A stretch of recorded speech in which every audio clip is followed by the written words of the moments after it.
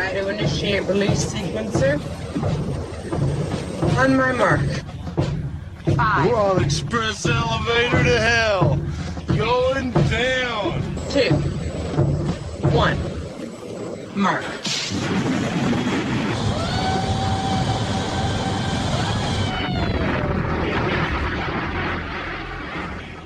Hello, everyone. My name is Mark, a.k.a. Derringer. Today is Sunday, December 8th, and you are listening to episode 238 of the Instant Action Podcast, your weekly source for Planetside news and information. As always, I'm brought to you by great listeners like you via the Support the Show tab on instantactionpodcast.com. So I like to do this every now and then, just remind you guys about ways that you can help support the show. You know, like I said, I'm always brought to you by great listeners like you guys via the Support the Show tab on instantactionpodcast.com. But have you actually gone to that link lately to see the different ways that you can help support the show?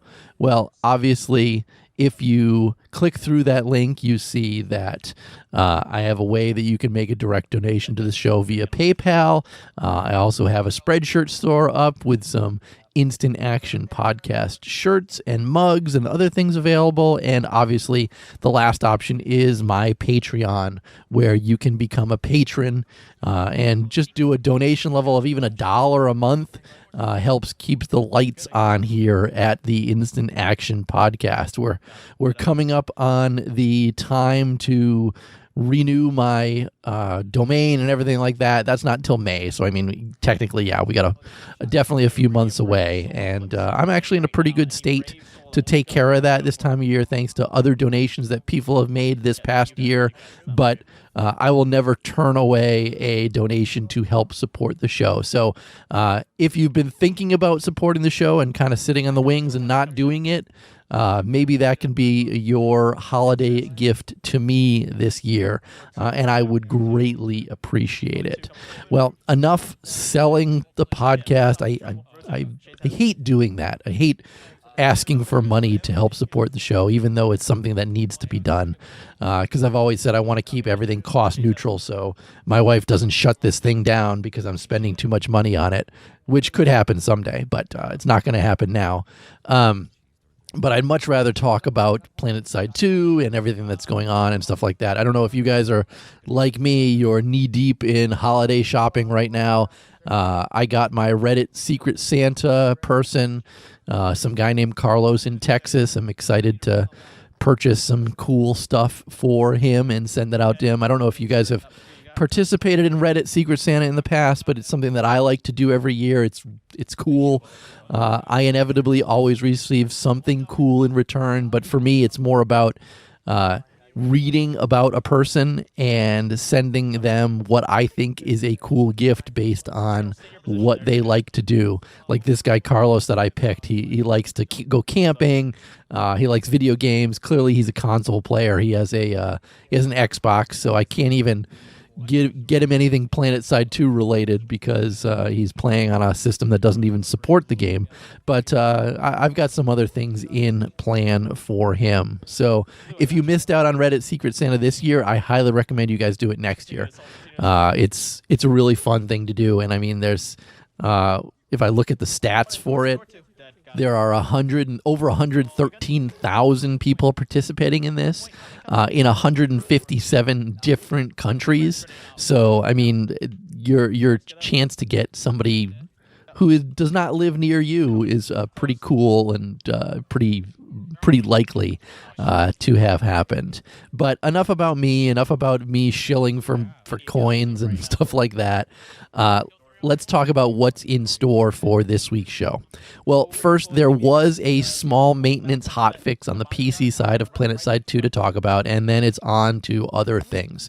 So next after that is a quick discussion about members double XP, followed by Planetside 2 being named to a top 50 list, and finally, I'm going to hit the rumor mill and talk about a Reddit post that truly blew my mind regarding Daybreak Games. So strap in as we hot drop into another episode of the Instant Action Podcast.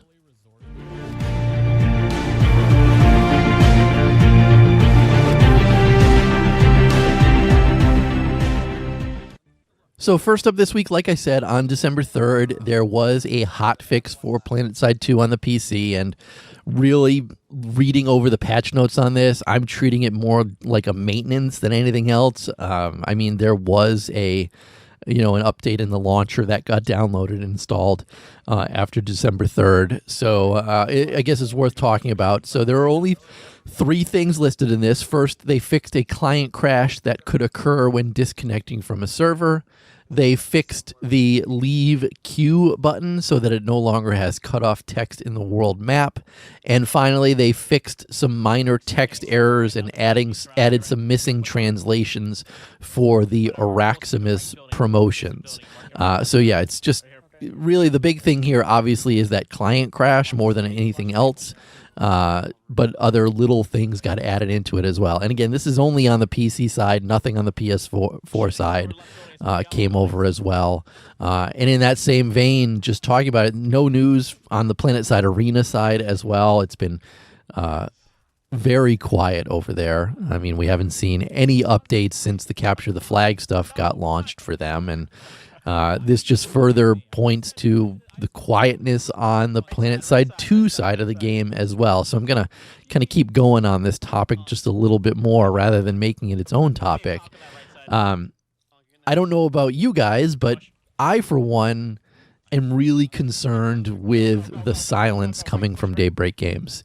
Yeah, we get something every now and then on Twitter, like Rel posted a picture of an NSO in a Santa hat, and there were some other, the standard, buy our stuff posts in the Araximus from the Planetside 2 Twitter account.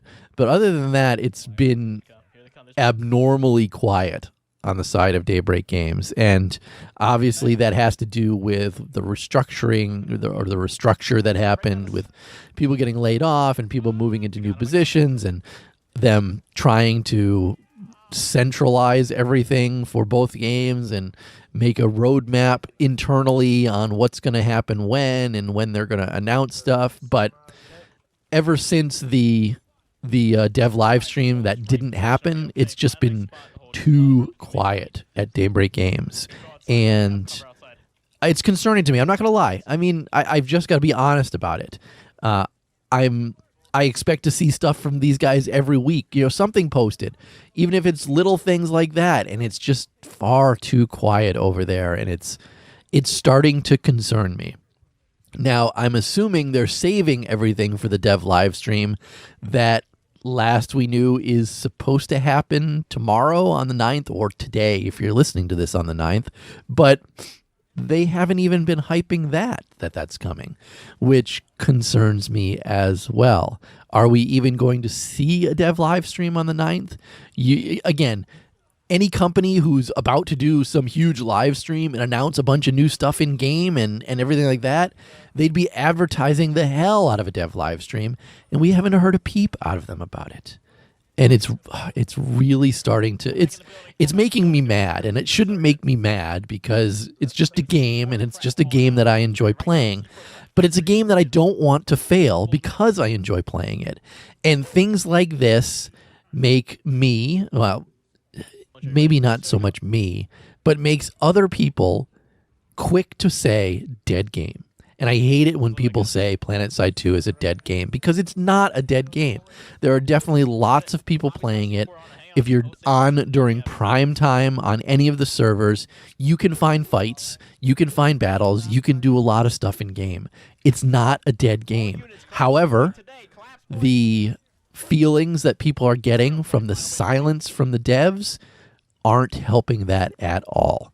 And especially so, again, harping back to last week where you've got the 31 days of Araximus, and every tweet coming out of Planetside 2 is, hey, buy this in the shop today. And people were complaining about the Santa's Little Helper shotgun only unlocking on a single character when you purchase it with Daybreak Cash, and how everything seems to be a money grab, and there's absolutely no development coming out of Daybreak Games right now.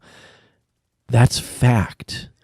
It's all happening behind the scenes, and that's not what we're used to with Planetside 2 and Daybreak Games. maybe it's just a result of the changes in everybody moving to different positions, some people being laid off and everything like that. It's not instilling a lot of confidence in the player base and content creators like myself right now. Again, I don't want Planetside 2 to die. It's one of the games I truly love and truly love talking about it each week. That's why I still do this podcast. It's because I enjoy doing it. I enjoy talking about the game. I enjoy bringing the news about the game to my listeners, you loyal folks who download my show every week. I do this for you guys and because it's fun. And I'm feeling let down right now. Daybreak Games, listen to what I'm saying. Don't let me down and don't let the player base down. You've got a huge opportunity this week to have a live stream and talk about all the stuff coming to the game. Please don't postpone it. Please don't push it way late in the week.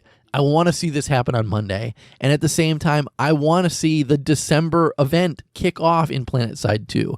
There's been no talk about that as well, except for, like I said, the one tweet that Rel put out there of a robot in a Santa hat. That's not enough. I want more. The community wants more. The people playing the game want more. Please don't let me down. All right. That's really that's all the impassioned speech that I can make regarding this hotfix topic this week. So let's move on to our second topic, which may be a little good news in the game, if I remember.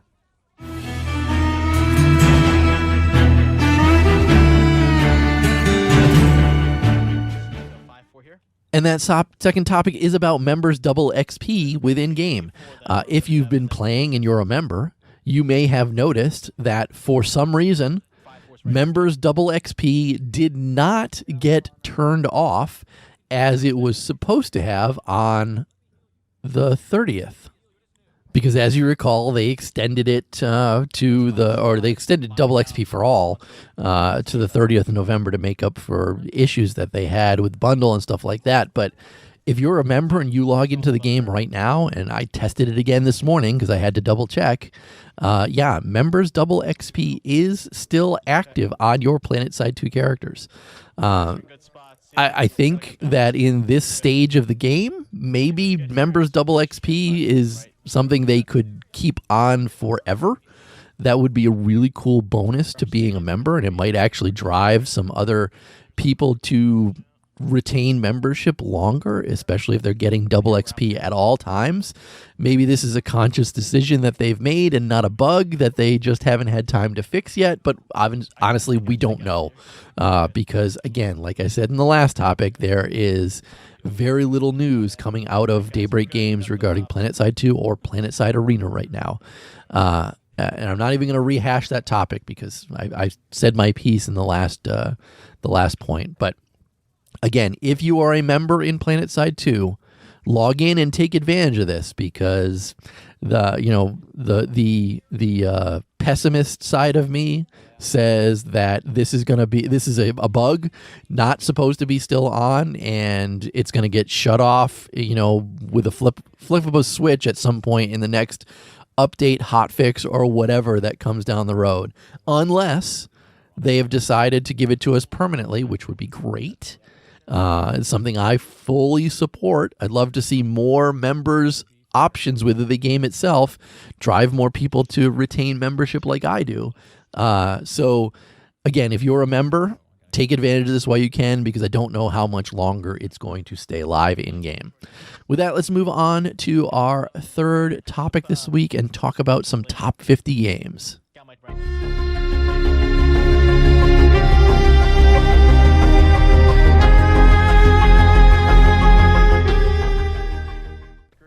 So top lists. Everybody likes top lists. Let's not lie. How many times do you see a top 10 list on Twitter or on Facebook, anything like that? And it's always nice when something you like makes that top list. And in this case, RockPaperShotgun released their top 50 games of the decade. So obviously decade 2010 to 2019. There's a lot of good games in this list, and not surprising to me, Planetside 2 was named one of their top 50 games of the decade. Now, they don't rank these 1 to 50. Instead, they just list them by year that they were released. So, in that vein, Planetside 2 is listed as one of the top 50 games released in 2000, or one of the games released in 2012, not top 50 games released in 2012, but it is one of the top 50 games released in the decade itself. And I thought they actually had a pretty good write-up on it. Sin wrote, Planetside 2 is huge. 2 factions are fighting over a base. Hundreds of players on each team form a brutal meat grinder, inexorably taking more ground over the course of several hours. Outside of the building, aircraft prowl, tanks circle, and soldiers cautionally skirmish. Terran reinforcements roll down from distant hills, but the convoy is distracted by a savvy handful of Vanu infantry who know they'll die and have to respawn miles away, but will keep those tanks from reaching the important battle for a vital 15 minutes. In the west, a lone new conglomerate player quietly parks an APC, and over the next 10 minutes, it becomes the locus for a 100-strong invasion. I mean, that is perfect writing for what you experience in Planetside 2. And I think they capture why they think Planetside 2 is one of the top 50 games of the decade. I mean, honestly, there is no other game like Planetside 2 in its scale of players. I mean, you guys know what it is. I mean, they have the Guinness record for the number of players playing at a single time in a game, and stuff like that. So I'm certainly not surprised that Planetside 2 made it into the top 50 games of the decade, and I'm extremely happy that it made it into the top 50 games of the decade as well. And it would make me hope that Daybreak Games realizes what a title they have on their hands, and continues to push more into Planetside 2 and potentially Planetside 3, rather than things like Planetside Arena or other iterations of Planetside. Certainly not a mobile game or anything like that. But just to kind of put it into perspective, if your game gets named top 50 games of the decade, that's rarefied air. I mean, I only have statistics on Steam, the number of games released on Steam worldwide. And unfortunately, I don't have 2019 data, but I do have 2010 to 2018. In that time frame, over 26,000 games have been released on Steam. And yes, I know, the 2010 to maybe 2014 range, there were still quite a lot of people not buying games on Steam, so the earlier numbers are considerably low. But I think 9,000 games. There were 9,000 games released in 2018, and I mean, as we're slowly moving away from physical copies of PC games to actual digital, pretty much a digital-only platform, that number is only going to increase. But the fact that out of 26,000 games on Steam, Planetside 2 was one of the 50 picked, that speaks volumes to the game itself and how good of a game it is, how good of a game it could be for some people who want to talk about it that way. But I think it's really awesome that a game that I love to play and I love to do a podcast about each week was named in a top 50 list like this. I mean, to be named a game of the decade is kind of a big freaking deal.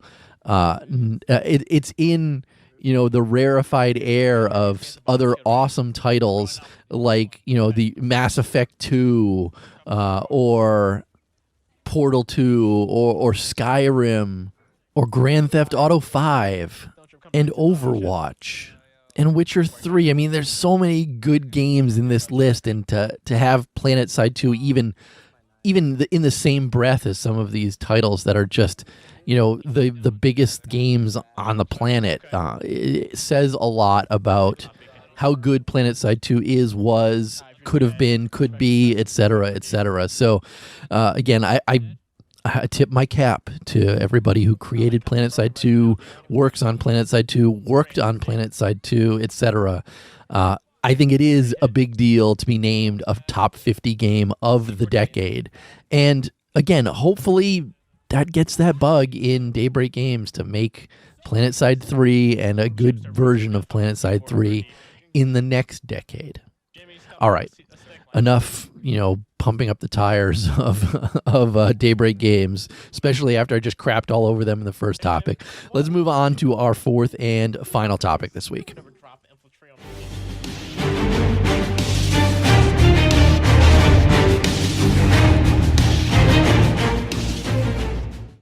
And that final topic is, like I said at the beginning of the show, I want to talk about the rumor mill, because it's come out recently that Daybreak Games was developing a Marvel MMORPG.